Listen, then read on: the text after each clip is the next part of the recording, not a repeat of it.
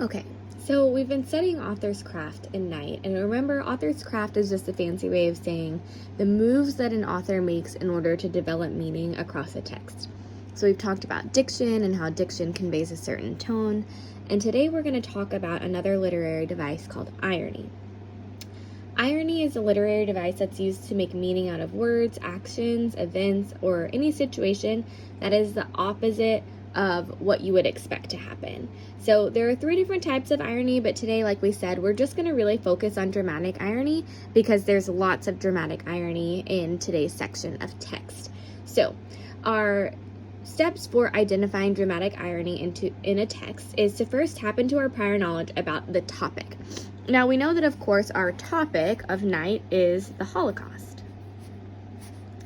So what do we know about the Holocaust? Well, we know it's one of the most tragic events that's happened in human history. We know that it was perpetuated by Hitler and the Nazis, and it was driven by anti-Semitism against the Jews. We know that it was horrible. We know that over 6 million Jews were exterminated through the Holocaust, and so it was just a really, really dark period of our time. So when I'm reading today, I'm going to pause and notice when something is presented in the text that goes against what our prior knowledge would tell us. And then we want to ask ourselves when we find those moments, what is the author trying to emphasize by playing with my expectations? So why would Wiesel include dramatic irony in the text? So we're just going to practice here with page 12 if you want to flip there in your own book and follow along with me.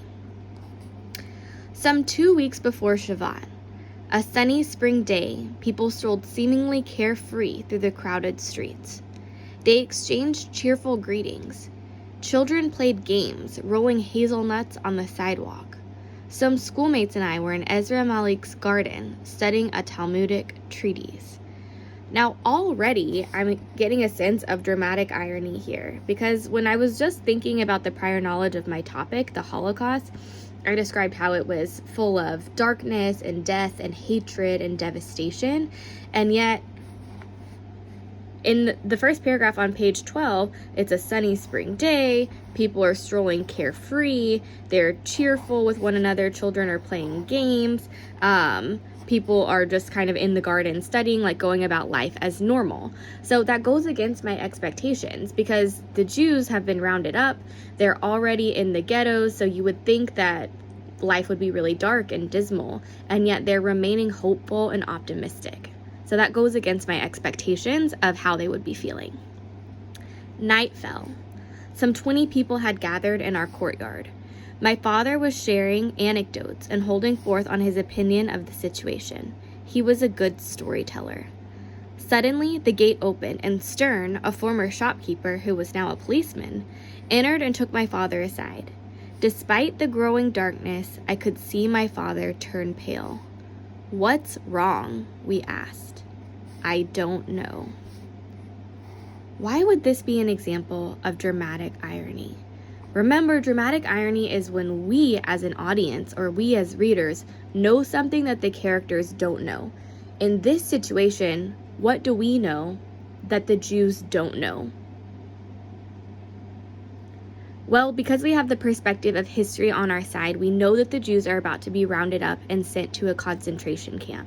So this feeling or this mood of fear and anticipation arises in us as readers. It makes us feel suspenseful and tense because we know that the Jews are about to be sent to their death, but they don't know yet. So we start off, they're feeling cheerful and carefree and optimistic and hopeful, but there's this growing feeling of tension and suspense in us as readers, and that's the dramatic irony. We know that something horrible is about to happen to the Jews that they don't know yet.